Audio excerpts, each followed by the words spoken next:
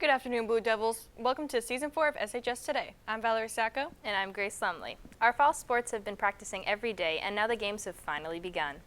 Let's kick it off with our first episode, with our first report on our fall sports hosted by Don Papalardo.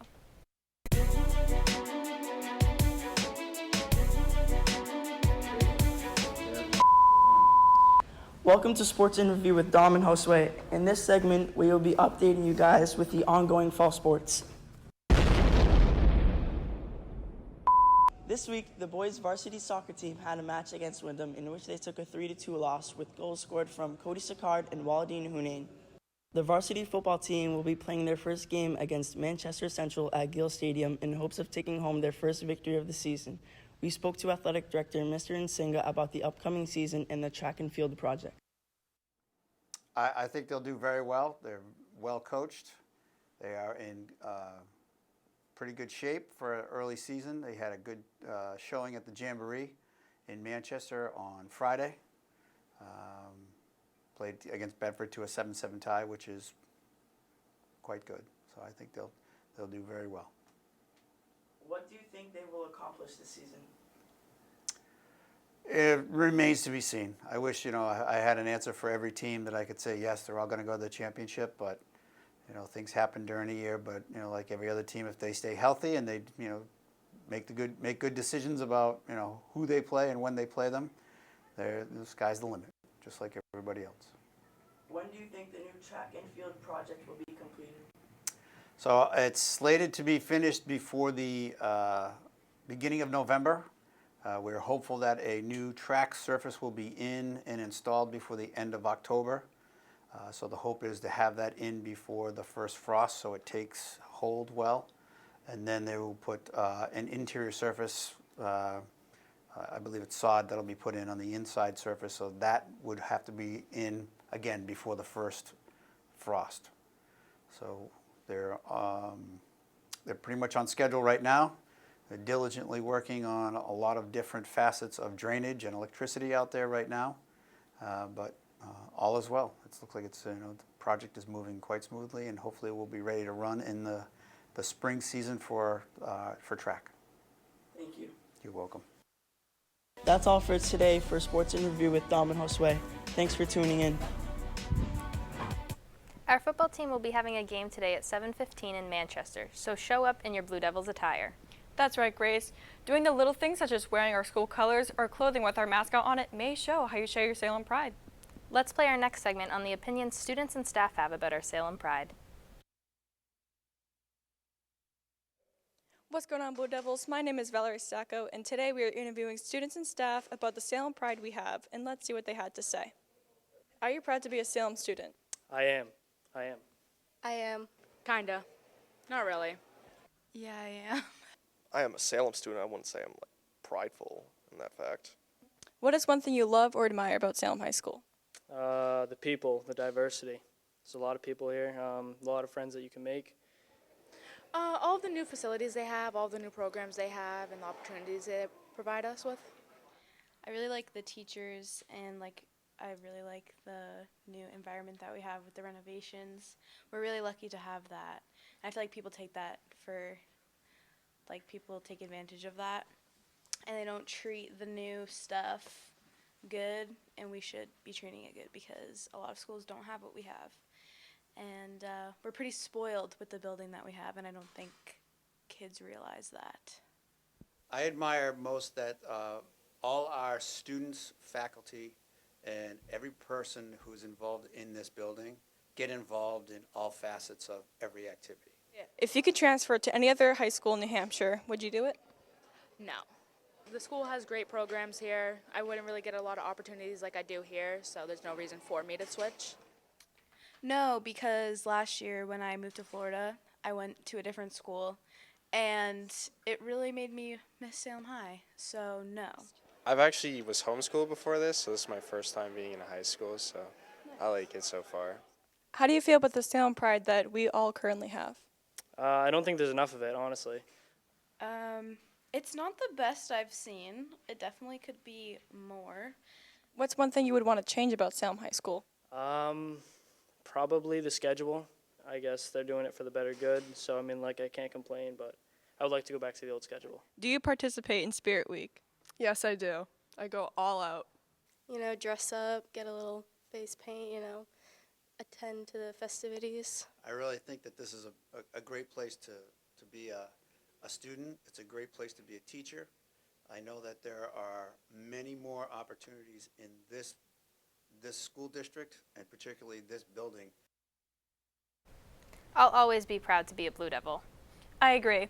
Next up, we have our very own Grace Lumley with her Movies in a Minute. This time, she reviewed 15 movies. What's going on, Blue Devil? Hi, I'm Grace Lumley and welcome back to Season 2 of Movies in a Minute. In between this season and last season, we had summer vacation, and over summer vacation, I got to view 15 films in theater.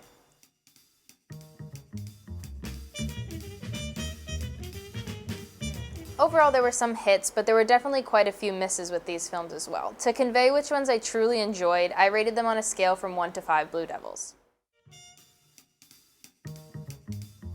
Beginning with 1 out of 5 Blue Devils, we have 2 films under this rating. First, we have Godzilla, King of the Monsters, and second, we have the 2019 Child's Play remake. Both of these films received a 1 out of 5 Blue Devils due to their unrealistic-looking CGI and lackluster storylines. For the 1.5 out of 5 Blue Devils category, we have The Lion King. Though some of the music was enjoyable from the film's soundtrack, I truly felt there was no need to remake an animated film with more realistic animation. And we had one film at the 2 out of 5 Blue Devils rating, which was The Art of Racing in the Rain. Though this movie did have an amazing cast, I felt the pacing was not uniform throughout and it could have been a lot shorter. And we have 2 films at the 2.5 out of 5 Blue Devils rating. First, we have the raunchy comedy Good Boys, and second, we have an integration of real life and animation through Detective Pikachu. I enjoyed both these films, but in comparison to the other films on the list, I felt that they were lackluster in their thematic and detailed writing.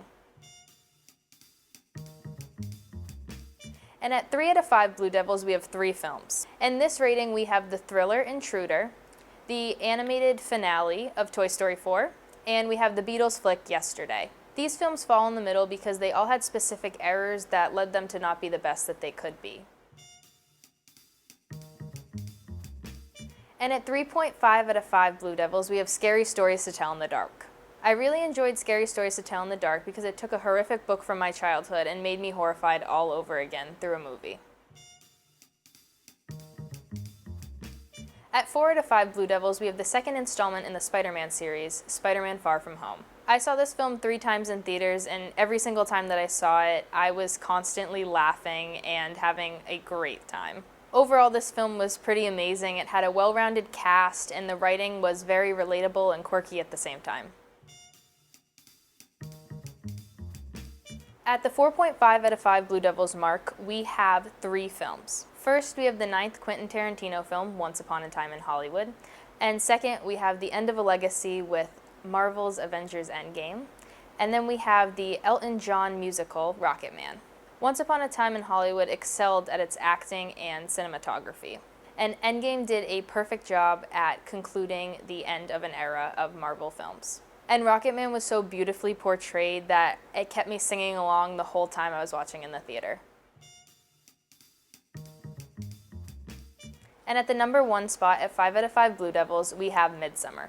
This film was so perfectly done that it left me in awe as soon as it began. Everything from the writing, the acting, cinematography, set design, costuming, everything together all allowed this film to be the best that it could be and achieve that 5 out of 5 Blue Devils rating. Even after watching this film in theaters and it ending in a confusing tone, I felt that it was the best film of the summer because it kept me thinking and discussing even after I watched it. So after this long recap of all the films that came out this summer that I viewed, I have a few recommendations. I would definitely say not to spend your money on Godzilla, King of the Monsters. I did not enjoy this movie at all. And on the complete opposite side of the rating scale, I would highly recommend going to see Rocketman or Midsommar in theaters.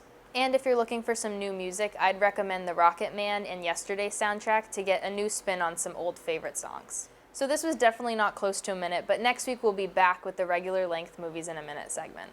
I'm Grace Lumley with Movies in a Minute, and don't forget to check out Midsummer or Rocketman in your local theater.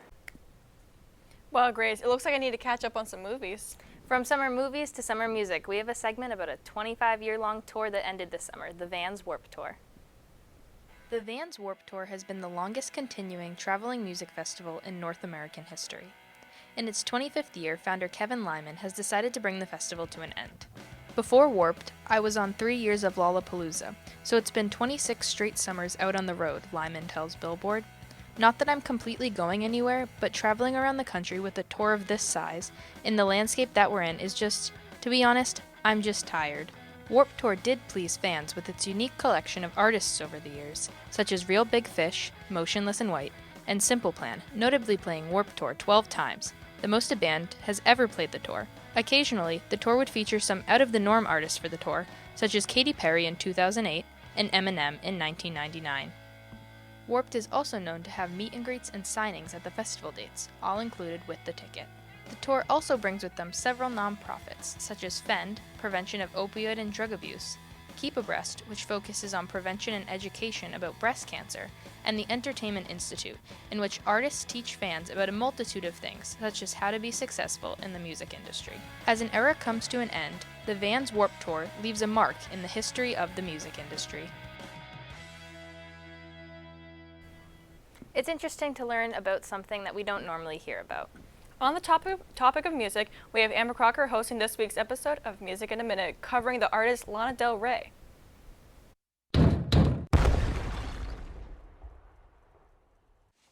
Hi, I'm Amber Crocker, and today on Music in a Minute, I can't do this.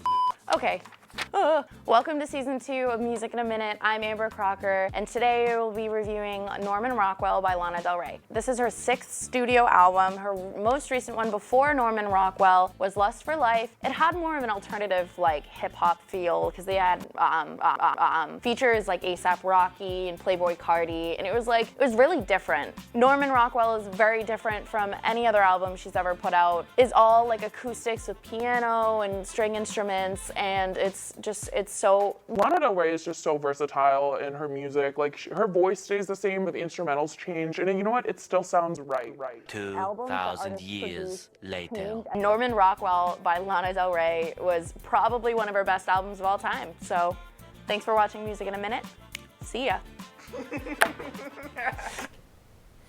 Wow, it sounds like I should listen to Lana Del Rey's new album. From pop culture to the world around us, Brie Paquette covered the strong concerns people have from the Amazon forest fire. I originally found out about these fires through the outbreak of social media posts. And it's sad, and it's really scary. Well, I think it's a clear indicator of significant climate change, but more than that, since, oh my God, it's going to be such a huge impact. The effect on biodiversity, besides the effect that it has on the animals that can't get out. The president of Brazil recently sent 2,500 troops to fight these horrible fires. At first, he denied the aid, but said he would accept it if it was paid for by other countries. Great Britain and France have sent a combined $32 million over in aid of the stoppage of these fires. Just like the amount of biodiversity. The Amazon is where on the planet we have the most biodiversity, amount of different organisms, and so when we have large areas, we're losing a lot of biodiversity. The Amazon is responsible for close to 20% of our oxygen. I do think that the fires in the Amazon this year have a negative effect on our world. Some of the reasons why are loss of life, of organisms in the Amazon, loss of plant life, animal life, and then also the contribution of CO2 into the atmosphere, and then also, the loss of trees, which are the main source of taking CO2 out of the atmosphere. If you don't provide either education or money or equipment for them to do it otherwise, or people even to monitor it, it's not going to change. I definitely don't think it's enough, because who's actually monitoring? I think that they should do more. you can say all you want, but if you're not going to put some economics behind it to educate and to provide either another way of making money or another way to clear forests, you haven't stopped anything.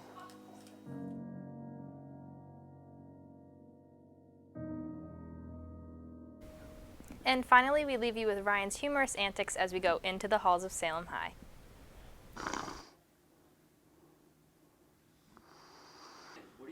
What? Huh? What are you doing here? Get out of my house. Into the halls. No, I was done with that. Come on, let's go. I don't want to go. Oh. Before we introduce this episode of SHS Into the Halls, we want to offer you a quick warning. The following segment is the byproduct of three morons who thought they were making a very funny segment, but in reality were creating a painfully unfunny garbage fire full of copious amounts of cringe. Sufferers of cringe often find themselves pity-laughing, shaking their heads, and screaming at their monitors, along with various other life-threatening ailments. This is no laughing matter, and we here at SHS Today want to offer you an apology for any adverse effects that this segment may cause you. With that out of the way, welcome to SHS Into the Halls. No. Dear God, they're coming. Hey, anyone want to answer some questions? So, what's the difference between milkshakes and fraps? Ice cream. Good question. Ice cream, yeah. Really? I see. Apple or Android? Apple. All right, why are you wrong? Why are we still here? Just to suffer every night. I don't know. No food or drinks allowed, but water bottles are okay. If you don't bring anything that is a water bottle, you will be struck with a intercontinental ballistic missile. That's just how it do in Salem. Are you flammable or inflammable? I'm going to go ahead and say you're definitely flammable. Yeah. We'll have to put that to the test. Is global warming real? Oh, yeah, it's totally real. No, that's not what InfoWars has been telling me. Serious crap! Might be out. Free me! How about we bother everyone in TV? Of course, let's go. But of course. So, who's in the wrong for Spider-Man, Disney or Sony? Don't get me started.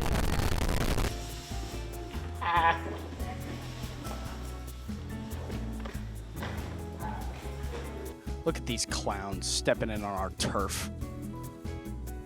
We own this hall. We own these halls. This is Into the Halls. It's the B-roll. You know what it is. It's B-roll. And also trying to sabotage other people. Well, we've been looking around, and these halls are still just as barren, empty, and lifeless as my love life.